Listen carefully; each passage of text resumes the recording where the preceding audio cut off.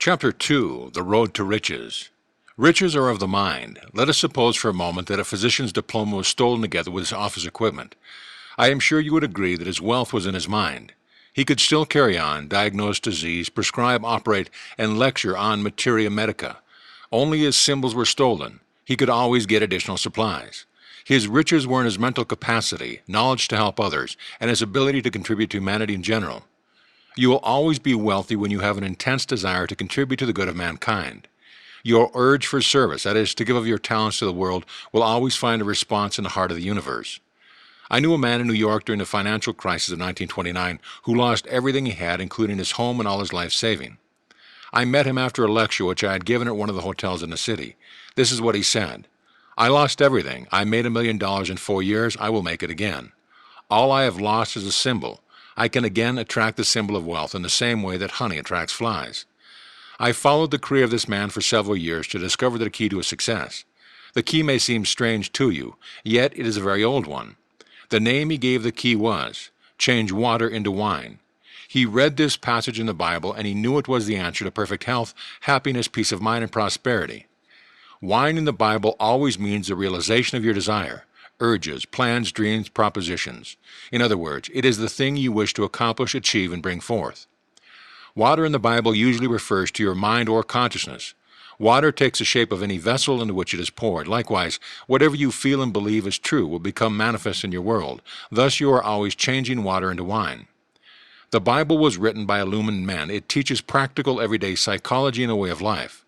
One of the cardinal tenets of the Bible is that you determine, mold, fashion, and shape your own destiny through right thought, feeling, and beliefs. It teaches you that you can solve any problem, overcome any situation, and that you are born to succeed, to win, and to triumph. In order to discover the royal road to riches and receive the strength and security necessary to advance in life, you must cease viewing the Bible in a traditional way. The above man who was in a financial crisis used to say to himself frequently during a day when he was without funds, I can change water into wine. These words meant to him, I can exchange the poverty ideas in my mind for the realization of my present desires or needs, which are wealth and financial supply. His mental attitude, or water, was, once I made a fortune honestly, I will make it again, wine. His regular affirmation consisted of, I attracted the symbol of money once, I am attracting it again. I know this and feel it is true. This man went to work as a salesman for a chemical organization. Ideas for better promotion of their products came to him. He passed them on to his organization. It was not long until he became vice president. Within 4 years, the company made him president. His constant mental attitude was, I can change water into wine. Look upon the story in John of changing water into wine in a figurative way, and say to yourself as the above-mentioned chemical salesman did, I can make the invisible ideas, urges, dreams, and desires of mind visible, because I have discovered a simple universal law of mind. The law he demonstrated is the law of action-reaction. It means your external world, body, circumstances, environment, and financial status are always a perfect reflection of your inner thinking, beliefs, feeling, and conviction. This being true, you can now change your inner pattern of thought by dwelling on the idea of success, wealth, and peace of mind. As you busy your mind with these latter concepts, these ideas will gradually seep into your mentality like seeds planted in the ground. As all seeds, or thoughts and ideas, grow after their kind, so will your habitual thinking and feeling manifest in prosperity, success, and peace of mind. Wise thought or action is followed by right action, reaction. You can acquire riches when you become aware of the fact that prayer is a marriage feast. The feast is a psychological one. You meditate on or mentally eat of your good or your desire until you become one with it. I will now cite a case history from my files relating how a young girl performed her first miracle in transforming water into wine. She operated a very beautiful hair salon. Her mother became ill, and she had to devote considerable time at home, neglecting her business. During her absence, 2 of her assistants embezzled funds. She was forced into bankruptcy, lost her home, and found herself deeply in debt. She was unable to pay hospital bills for her mother, and now she was unemployed. I explained to this woman the magic formula of changing water into wine. Again, we made it clear to her that wine means answered prayer, or the objectification of her ideal. She was quarreling with the outside world. She said, look at the facts. I have lost everything. It is a cruel world. I cannot pay my bills. I do not pray, for I have lost hope. She was so absorbed and engrossed in the material world that she was completely oblivious to the internal cause of her situation. As we talked, she began to understand that she had to resolve the quarrel in her mind. No matter what your desire or ideal is, as you read this book, you will also find some thought or idea in your mind opposed to it. For example, your desire may be for health. Perhaps there are several thoughts such as these in your mind simultaneously. I can't be healed, I have tried, but it is no use, it's getting worse. I don't know enough about spiritual mind healing. As you study yourself, don't have a tug of war in your mind. Like this girl, you find environment and external affairs challenging your desire of expression, wealth, and peace of mind. True prayer is a mental marriage feast, and it teaches us all how to resolve the mental conflict. In prayer, you write what you believe in your own mind. Emerson said, "A man is what he thinks all day long." By your habitual thinking, you make your own mental laws of belief. By repeating a certain train of thought, you establish definite opinions and beliefs in the deeper mind called the subconscious. Then such mental acceptances, beliefs, and opinions direct and control all the outer action. To understand this and begin to apply it is the first step in changing water into wine, or changing lack and limitation into abundance and opulence. The man who is unaware of his own inner spiritual powers is therefore subject to race beliefs, lack, and limitation. Open your Bible now and perform your first miracle as this beauty operator did. You can do it. If you merely read the Bible as a historical event, you will miss the spiritual, mental, scientific view of the laws of mind with which we are concerned in this book. Let us take this passage. "And the third day there was a marriage in Cana in Galilee, and the mother of Jesus was there." Galilee means your mind or consciousness. Cana means your desire. The marriage is purely mental or subjective embodiment of your desire. This whole beautiful drama of prayer is a psychological one in which all the characters are mental states, feelings, and ideas within you. One of the meanings of Jesus is illumined reason. The mother of Jesus means the feeling, moods, or emotions which possess you. And both Jesus was called and his disciples to the marriage. Your disciples are your inner powers and faculties enabling you to realize your desire. "And when they wanted wine, the mother of Jesus saith unto them, They have no wine." Wine, as we have stated, represents the answered prayer or the manifestation of your desire and ideals in life. You can now see this is an everyday drama taking place in your own life. When you wish to accomplish something, as this girl did, namely finding work, supply, and a way out of your problem, suggestions of lack come to you such as, "There is no hope, all is lost. I can't accomplish it, it is hopeless." This is the voice from the outside world saying to you, "They have no wine," or "Look at the facts." This is your feeling of lack, limitation, or bondage speaking. How do you meet the challenge of circumstances and conditions? By now you are getting acquainted with the laws of mind, which are as follows. As I think and feel inside, so is my outside world, that is, my body, finances, environment, social position, and all phases of my external relationship to the world and man.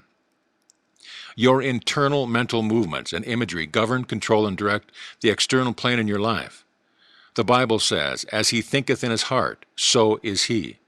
The heart is a Chaldean word meaning the subconscious mind. In other words, your thought must reach subjective levels by engaging the power of your subliminal self. Thought and feeling are your destiny. Thought charged with feeling and interest is always subjectified and becomes manifest in your world. Prayer is a marriage of thought and feeling, or your idea and emotion. That is what the marriage feast relates. Any idea or desire of the mind felt as true comes to pass, whether it is good, bad, or indifferent. Knowing the law now that what you imagine and feel in your mind you will express, manifest, or experience in the outside enables you to begin to discipline your mind. When a suggestion of lack, fear, doubt, or despair, "They have no wine," comes to your mind, immediately reject it mentally by focusing your attention at once on the answered prayer or the fulfillment of your desire. The statement given in the Bible from John 2, "Mine hour is not yet come," and "Woman, what have I to do with thee?" are figurative, idiomatic, oriental expressions. As we paraphrase these quotations, woman means the negative feeling that you indulge in. These negative suggestions have no power or reality because there is nothing to back them up. A suggestion of lack has no power. The power is resident in your own thought and feeling. What does God mean to you? God is a name given to one spiritual power. God is the one invisible source from which all things flow. When your thoughts are constructive and harmonious, the spiritual power, being responsive to your thought flows, is harmony, health, and abundance. Practice the wonderful discipline of completely rejecting every thought of lack by immediately recognizing the availability of the spiritual power and its response to your constructive thoughts and imagery. Then you will be practicing the truth found in these words, "Woman, what have I to do with thee?" We read, "Mine hour is not yet come." This means that while you have not yet reached a conviction or positive state of mind, you know you are on the way mentally, because you are engaging your mind on the positive ideals, goals, and objectives in life.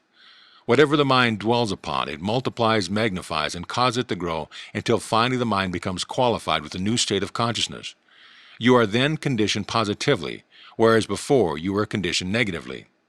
The spiritual man in prayer moves from the mood of lack to the mood of confidence, peace, and trust in the spiritual power within himself. Since his trust and faith are in the spiritual power, his mother, or moods and feeling, registers a feeling of triumph or victory. This will bring about the solution of the answer to your prayer. The water pots in the story from the Bible refer to the mental cycles that man goes through in order to bring about the subjective realization of his desire. The length of time may be a moment, hour, week, or month, depending on the faith and state of consciousness of the student. In prayer, we must cleanse our mind of false beliefs, fear, doubt, and anxiety by becoming completely detached from the evidence of senses and the external world. In the peacefulness and quietude of your mind, wherein you have stilled the wheels of your mind, meditate on the joy of the answered prayer, until that inner certitude comes, whereby you know that you know.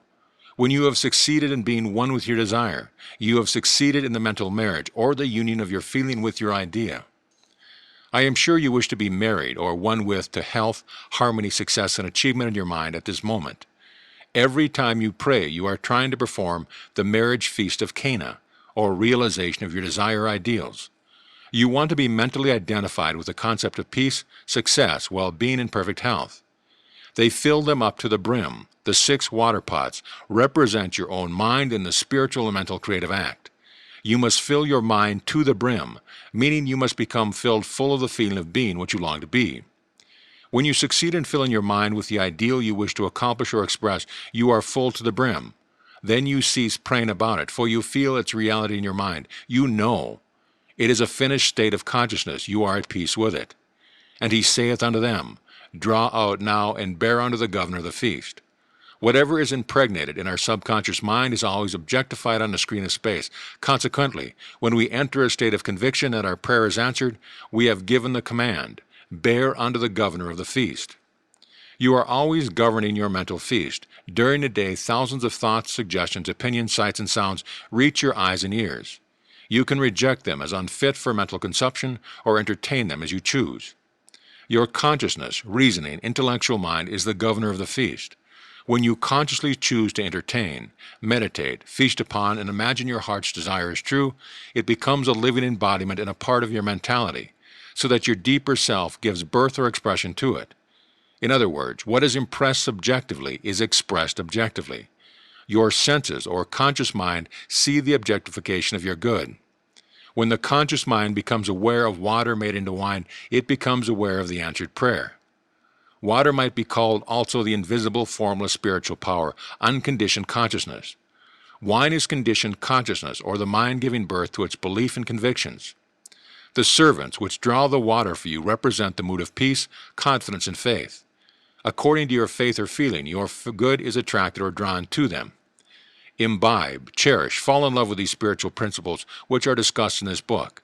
In the first recorded miracle of Jesus, you are told that prayer is a marriage feast, or the mind united with its desire. Love is the fulfilling of the law. Love is really an emotional attachment, a sense of oneness with your good. You must be true to that which you love. You must be loyal to your purpose or to your ideal. We are not being true to the one we love when we are flirting or mentally entertaining other marriages with fear, doubt, worry, anxiety, or false belief. Love is a state of oneness, a state of fulfillment. Refer to the book by author Love is Freedom. When this simple drama was explained to the beauty operator mentioned above, she became rich mentally. She understood this drama and she put it into practice in her life. This is how she prayed. She knew that the water, or her mind, would flow and fill up all the empty vessels in response to her new way of thinking and feeling. At night, this client became very quiet and still, relaxed her body, and began to use constructive imagery. The steps she used are as follows. She began to imagine the local bank manager was congratulating her on her wonderful deposits in the bank. She kept imagining that for about 5 minutes. Second step, in her imagination, she heard her mother saying to her, I am so happy about your wonderful new position. She continued to hear her say that in a happy, joyous way for about 3 to 5 minutes. The third step, She vividly imagined the writer was in front of her performing her marriage ceremony. This woman heard me saying as the officiating minister, "I now pronounce you man and wife." Completing this routine, she went off to sleep feeling fully fulfilled, sensing and feeling within herself the joy of the answered prayer. Nothing happened for 3 weeks. In fact, things got much worse, but she persevered, refusing to take no for her answer. She knew that in order to grow spiritually, she too had to perform her first miracle by changing her fear and faith, her mood of lack to a mood of opulence and prosperity, by changing consciousness, the water, into the conditions, circumstances, and experience she wished to express. Consciousness, awareness, beingness, principle, spirit, or whatever name you give it, is the cause of all. It is the only presence and power.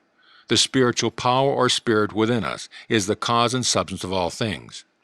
All things, birds, trees, stars, sun, moon, earth, gold, silver, and platinum, are its manifestation. It is the cause and substance of all things, there is none else. Understanding this, she knew that water, or consciousness, could become supply in the form of money, true place or true expression for herself, health for her mother, as well as companionship and fullness of life.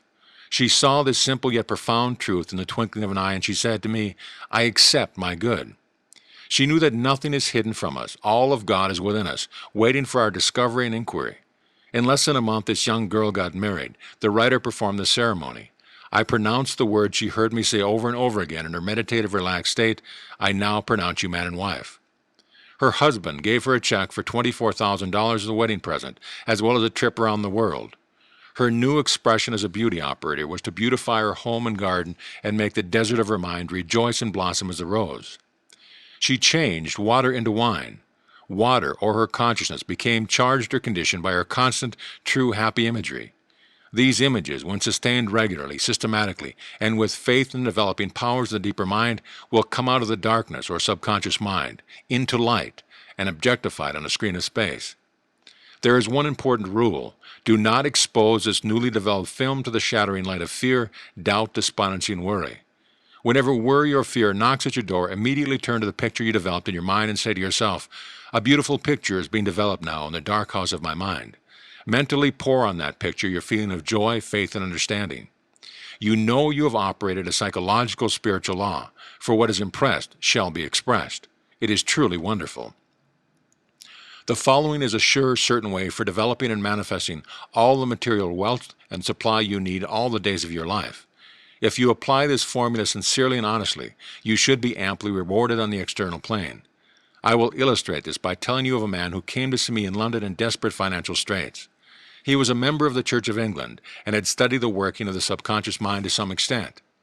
I told him to say frequently during the day, "God is the source of my supply, and all my needs are met at every moment of time and point in space." Think also of all the animal life in this world and all the galaxies of space which are now being taken care of by an infinite intelligence. Notice how nature is lavish, extravagant, and bountiful. Think of the fish of the sea which are all being sustained, as well as the birds of the air.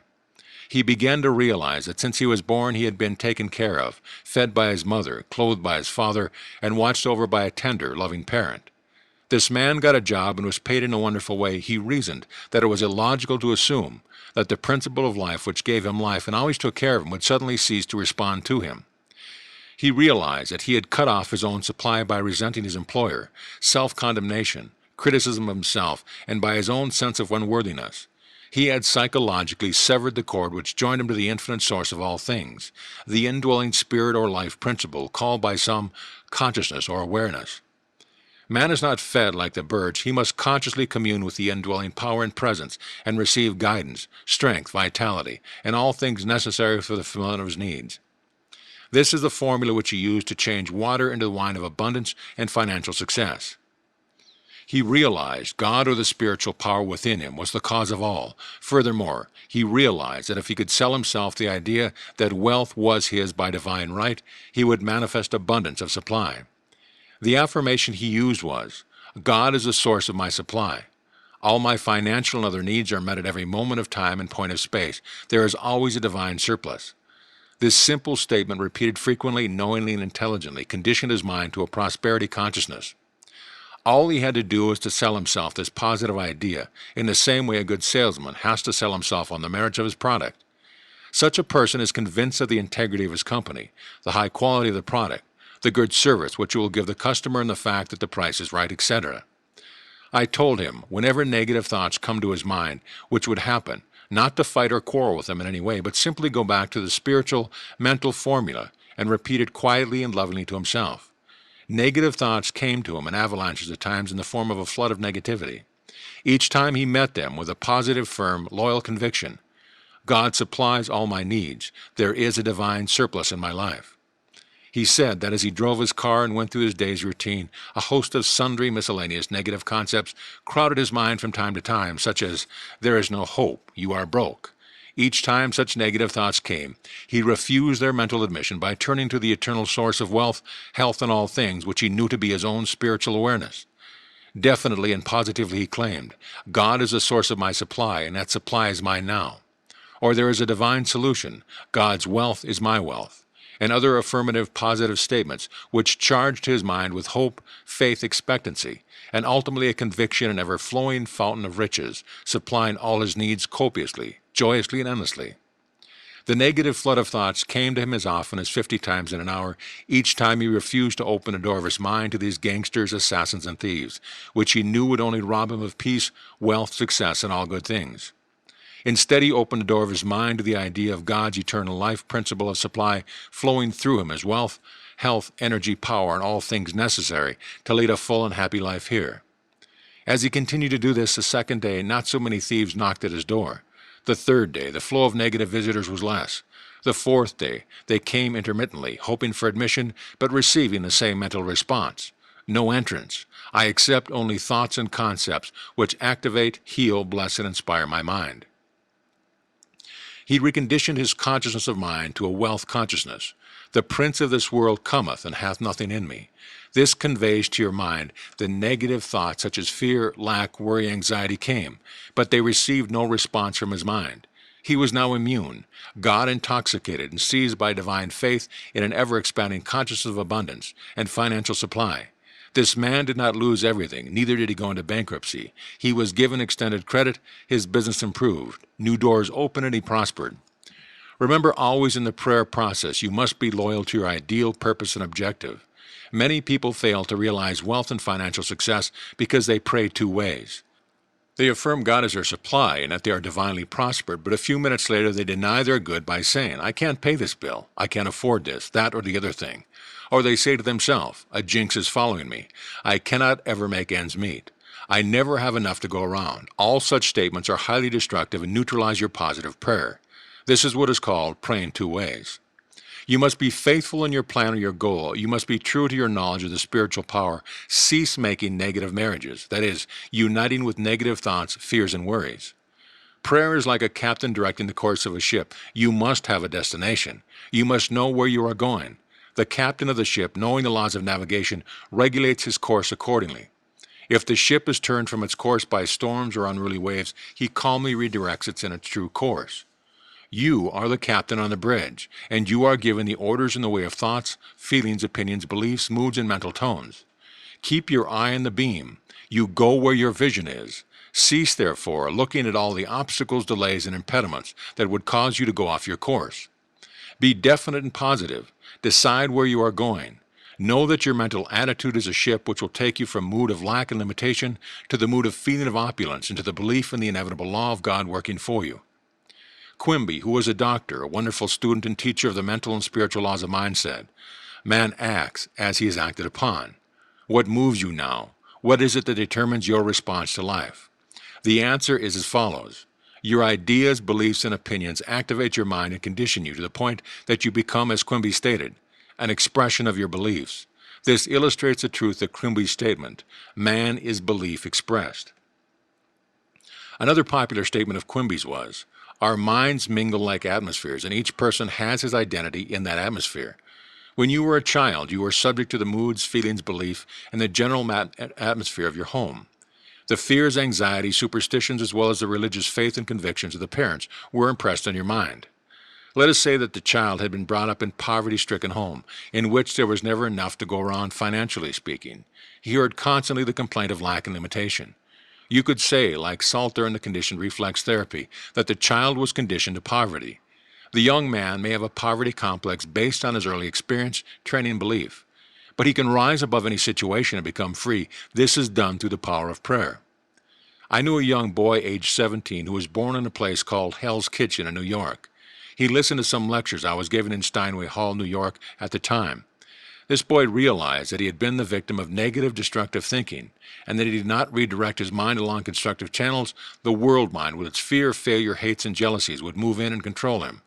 Man acts as he is acted upon. It stands to reason, as Quimby knew, that if man will not take charge of his own house and mind, the propaganda, false belief, fears, and worries of the phenomenalistic world will act as a hypnotic spell over him. We are immersed in the race mind which believes in sickness, death, misfortune, accident, failure, disease, and diverse disasters. Follow the Bible's injunction. Come out from among them and be separate. Identify yourself mentally and emotionally with the eternal verities which have stood the test of time. This young man decided to think and plan for himself. He decided to take the royal road to riches by accepting God's abundance here and now, and to fill his mind with spiritual concepts and perceptions. He knew as he did this, he would automatically crowd out of his mind all negative patterns. He adopted a simple process called scientific imagination. He had a wonderful voice, but it was not cultivated or developed. I told him the image he gave attention to in his mind would be developed in his deeper mind and come to pass. He understood this to be a law of mind, a law of action and reaction, that is, the response of the deeper mind to the mental picture held in the conscious mind. This young man would sit down quietly in his room at home, relax his whole body, and vividly imagine himself singing before a microphone. He would actually reach out for the feel of the instrument. He would hear me congratulate him on his wonderful contract and tell him how magnificent his voice was. By giving his attention and devotion to this mental image regularly and systematically, a deep impression was made on his subconscious mind. A short time elapsed, and an Italian voice instructor in New York gave him free lessons several times a week because he saw his possibility. He got a contract which sent him abroad to sing in the salons of Europe, Asia, South Africa, and other places. His financial worries were over, for he also received a wonderful salary. His hidden talents and ability to release them were his real riches. These talents and powers within all of us are God-given. Let us release them. Did you ever say to yourself, how can I be more useful to my fellow creatures? How can I contribute more to humanity? A minister friend of mine told me that in his early days, he and his church suffered financially. His technique or process was a simple prayer which worked wonders for him. God reveals to me better ways to present the truth of God to my fellow creatures. Money poured in, the mortgage was paid in a few years, and he has never worried about money ever since. As you read this chapter, you have learned that the inner feelings, moods, and beliefs of man always control and govern his external world. The inner movements of the mind control the outer movements. To change the outside, you must change the inside. As in heaven, so on earth, or as in my mind or consciousness, so it is in my body, circumstances, and environment. The Bible said, there is nothing hidden that shall not be revealed. For example, if you are sick, you are revealing a mental and emotional pattern, which is the cause. If you are upset, or if you receive tragic news, notice how you reveal in your face, eyes, gestures, tonal qualities, also in your gait and posture. As a matter of fact, your whole body reveals your inner distress. You could, of course, through mental discipline and prayer, remain absolutely poised, serene, and calm, refusing to betray your hidden feeling or mental states. You could order the muscles of your body to relax, be quiet, and be still, that they would have to obey you. Your eyes, face, and lips would not betray any sign of grief, anger, or despondency. On the other hand, with a little discipline, through prayer and meditation, you could reverse the entire picture. Even though you had received disturbing news, regardless of its grave nature, you could show and exhibit joy, peace, relaxation, and a vibrant, buoyant nature. No one would ever know that you were the recipient of so-called bad news. Regardless of what kind of news you received today, you could go to the mirror, look in your face, lips, eyes, and your gestures, as you tell yourself and imagine you have heard the news of having received a vast fortune. Dramatize it, feel it, thrill to it, and notice how your whole body responds to the inner thrill. You can reverse any situation through prayer. Busy your mind with the concepts of peace, success, wealth, and happiness. Identify yourself with these ideas mentally, emotionally, and pictorially. Get a picture of yourself as you want to be. Retain that image. Sustain it with joy, faith, and expectancy. Finally, you will succeed and experience its manifestation. I say to people who consult me regarding financial lack to marry wealth. Some see the point, others do not.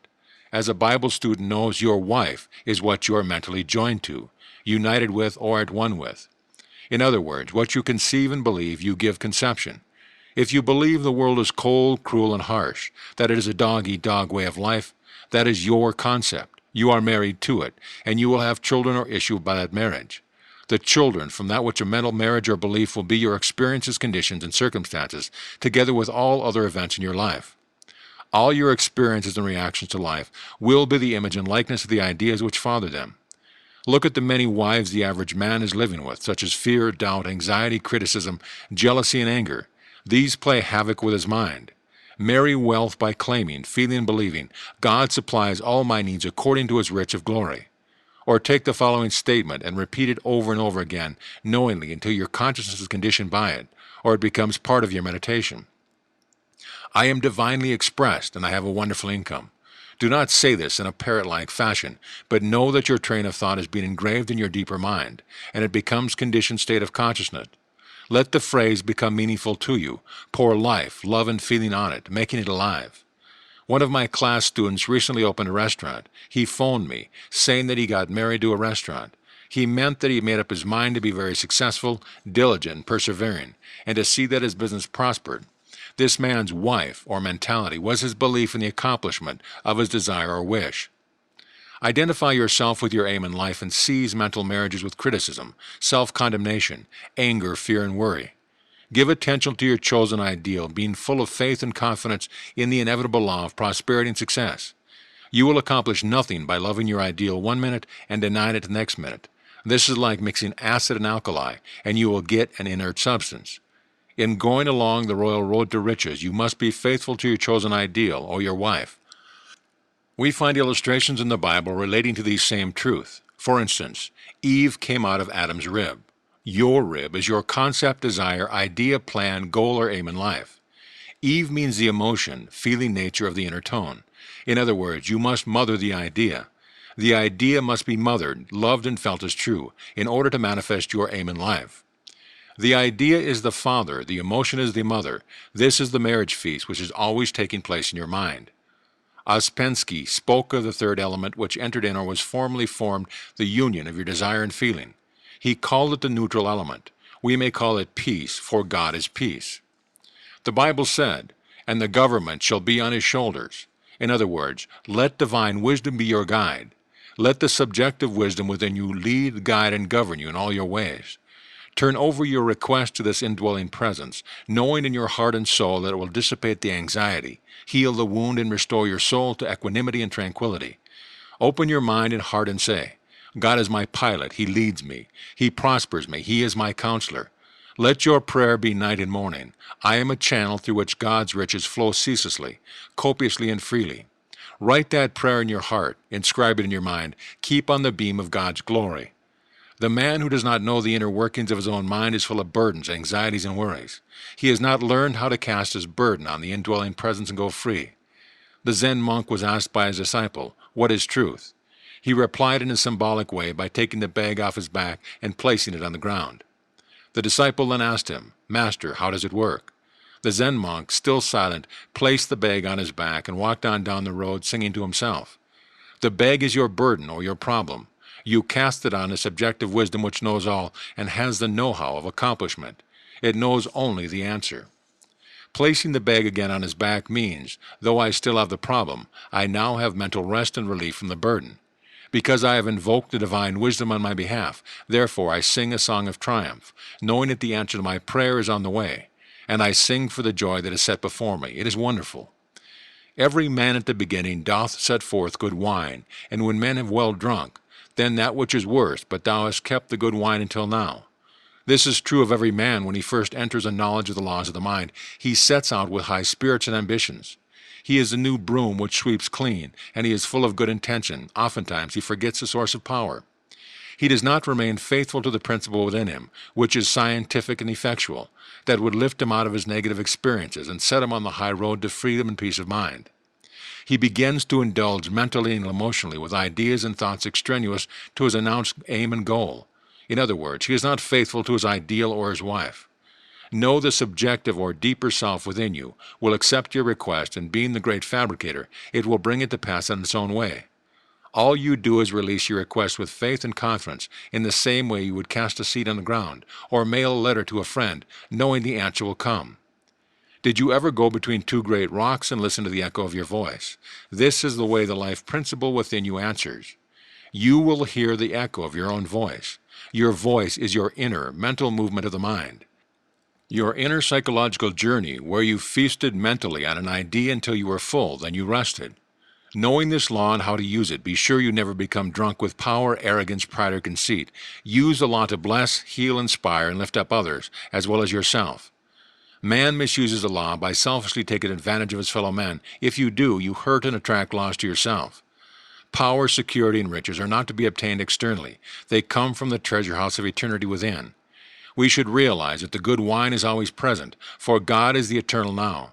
Regardless of present circumstances, you can prove your good is ever present by detaching yourself mentally from the problem, going on the high watch and going about your Father's business.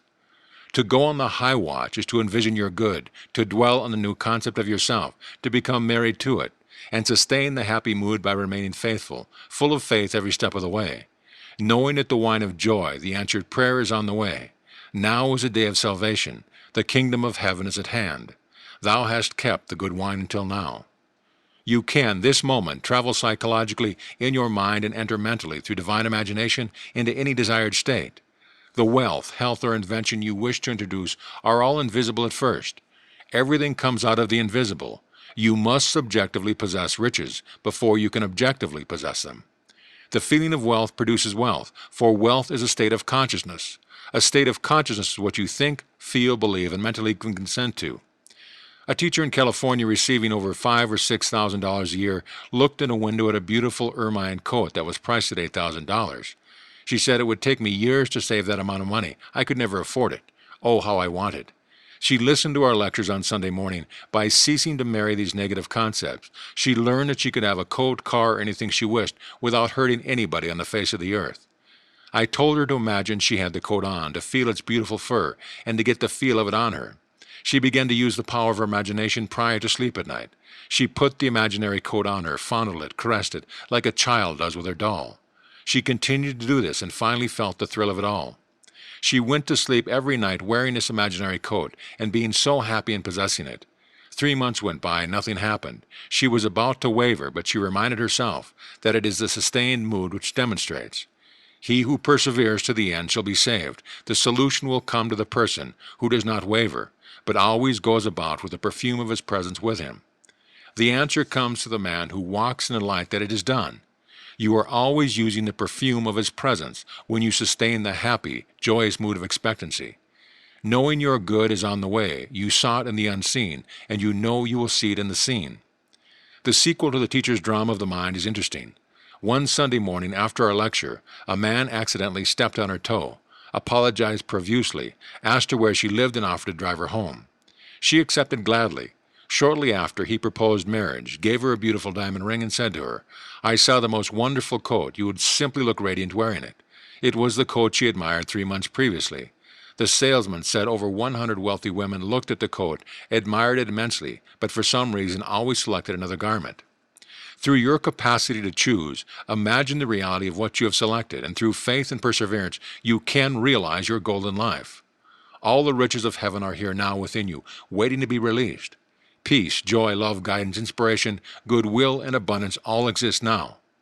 All that is necessary in order to express God's riches is for you to leave the present now, your limitation, enter into the mental vision or picture, and in happy, joyous mood become one with your ideal. Having seen and felt your good in moments of high exaltation, you know that in a little while you shall see the ideal objectively as you walk through time and space. As within, so without.